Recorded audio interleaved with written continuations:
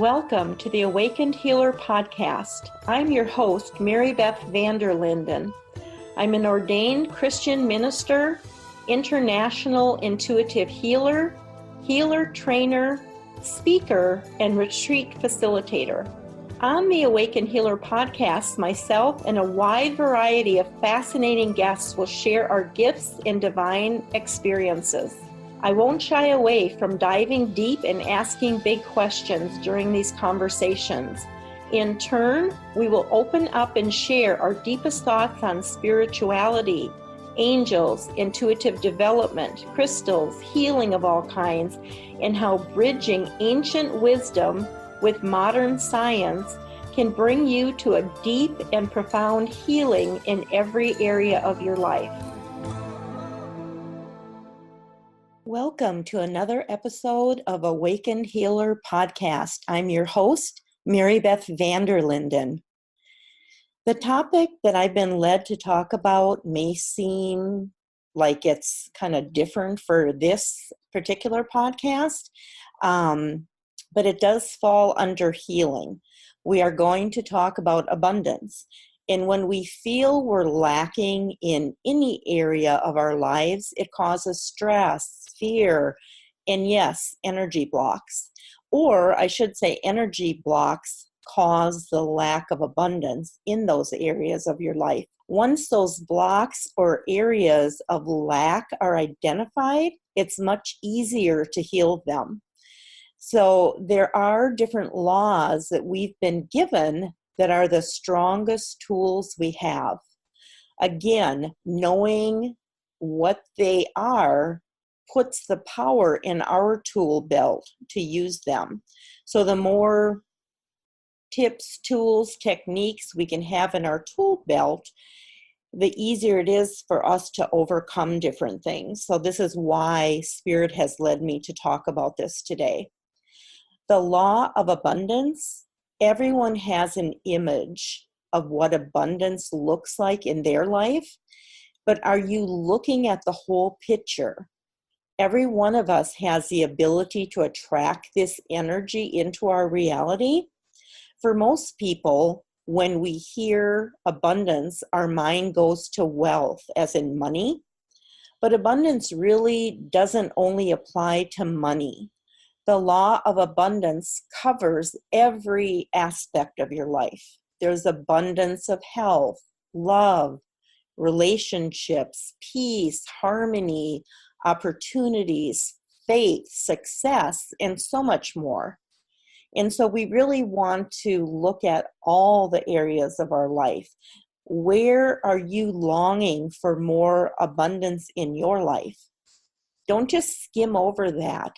This is something that you want to really spend time with.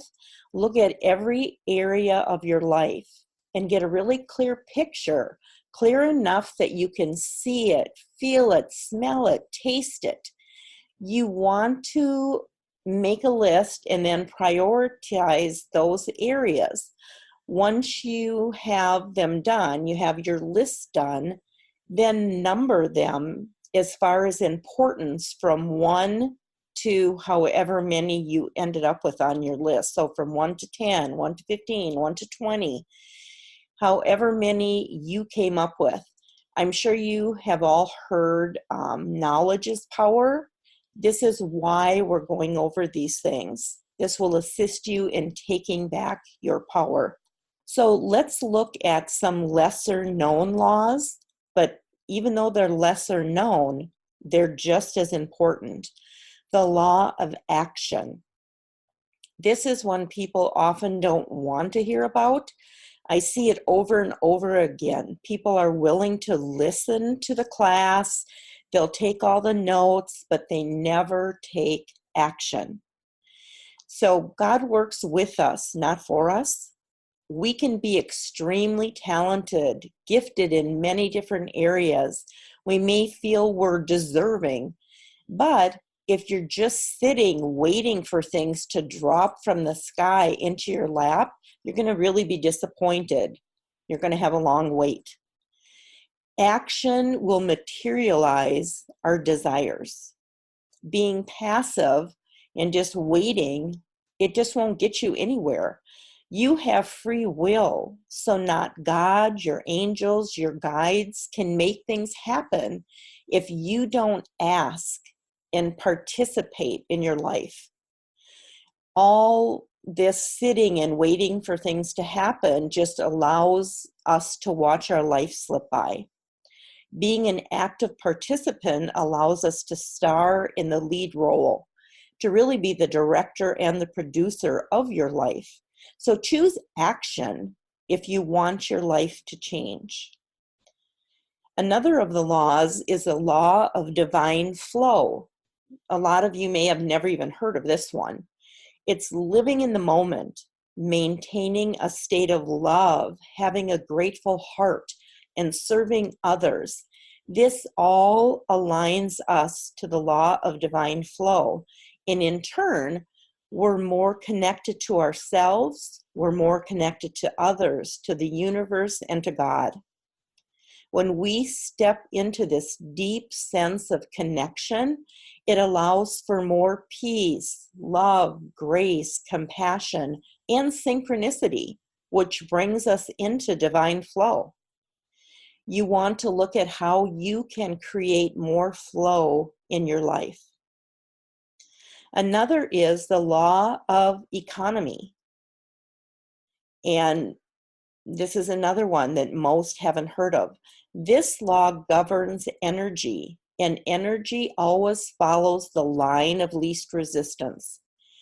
We try to make things happen that aren't for our highest good or the highest good of all. Those actions are met with resistance. Spending energy trying to overcome resistance and trying to overcome universal laws as we attempt to manifest is just wasted energy that could be spent where there is flow, where there is receptivity. The more energy we save, the more we have to spend on the things that really matter. Think about it. Where do you need to shift the focus of your energy? Really sit with that and just, be silent, see what comes up, write it down in your journal. And then we're going to talk about the law of expectation. Energy always follows our thoughts. When we expect bad things will happen. When we expect and believe in good things will happen. We can't flip-flop back and forth. Have you ever looked at how much of your day you spend worrying? You may worry and go over and over and over something like, oh, I hope little Johnny doesn't get in a car accident. Then little Johnny gets in an accident and you're like, see, I knew that was going to happen. Well, you can thank yourself. You put little Johnny accident, little Johnny accident, little Johnny accident out over and over and over into the universe, because the universe doesn't decipher between positive and negative. So all they get is little Johnny accident. And then pretty soon he has one. So our thoughts always shape our experience and expectations. Worry is like negative prayer. You're calling those things in. So stop. That's all I can say is stop. Worrying doesn't do anybody any good. It doesn't change anything for the good. It puts out what you don't want into the universe. So pay attention. What thought patterns do you need to shift? The law of goodwill. When we manage the energy of our thoughts and actions and create good thoughts and wishes for ourselves and others, we really automatically create the energy of goodwill. The energy of goodwill, when practiced by the masses, creates a collective consciousness of goodwill and has the ability to transmute the ill will of others. So this is an important one. The more we strive to be in a state of goodwill, And in alignment with this law, the more we'll attract goodwill into our energy field, which goes out into the collective energy field. If you want things to change, practice goodwill in your life.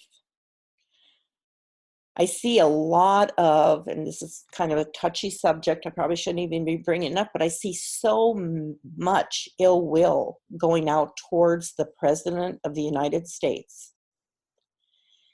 And if you could turn that around and turn it into goodwill, then things can change. So that's something to think about. When we create good karma, we're looking at the law of grace. So it's good karma for ourselves and focus outside of ourselves for the healing of others and Mother Earth. We set the law of grace in motion. This means that we might receive more than we have worked for or more than we even deserve, allowing us to manifest even more of what we want in our lives and in the lives of others. So how can you live a more graceful life? And I guess that example that I just gave would be one way. Just sending prayers and goodwill, have mercy and grace towards others. The law of intention. Energy always follows intention. When we perform an act of kindness, and our intention is to be recognized for our goodness, or we have a hidden agenda, we won't be rewarded. The universal law of grace, intention, and effort must be aligned in order to successfully manifest. So if we're doing it out of greed, we're not in alignment with these laws. So when we intend to generate more money in our lives and we reduce our spending on non-essentials, we become more responsible with our money, we create more money. More importantly, when we demonstrate that we can handle more responsibility with money that we've already been given, then the universe gives us more. This is a law of intention. So a good example would be, say you have a car, but maybe it's 10, 15 years old, and you're like, oh, that old thing, and you never change the oil, you never clean it out, you never wash it, you don't have respect for it, you don't have gratitude for what you already have. Why would you expect to get more or to get a newer or better car? You're not even taking care of what you have. And so that is the law of intention. Many of you may say, well, when I get a nice car, I will take care of it. No, you need to take care of the one you've been given in order to manifest something better. Does that make sense? Really think about that. The law of manifestation is another one. When we think, visualize, and speak what we wish to manifest as though it has already happened, that's when we activate the law of manifestation. To manifest, we need to positively state, focus, and emphasize what we really want to create rather than what we don't want to create. So many people spend their lives talking about what they don't want. And so they just keep getting more of it. That's what they're manifesting because that's what they're putting out there. So don't talk about what you don't want or don't have. Just keep talking about what you desire as if you already have it. What is it you want to create in your life today? Get perfectly clear on it and speak that out. Talk about that. Let people know, what are you desiring? And then the law of patience. We can all use work on that one. I think of drivers ahead of me. I'm like, I could use patience when I'm driving. Patience allows us to learn more about ourselves, our values, and to practice faith and surrender to the universe. Through patience, we learn to allow for divine timing. We trust that everything that we hope to manifest is occurring in its own divine order, in its own divine timing. We may not see it, but we just have to trust that it's working for us. Where do you need more patience in your life? Really look at that. The next time you notice yourself, being impatient, really check yourself. Okay? The law of 3 requests. And this one is, people are like, what's that? I've had more people say to me, I've never heard of that. What is that?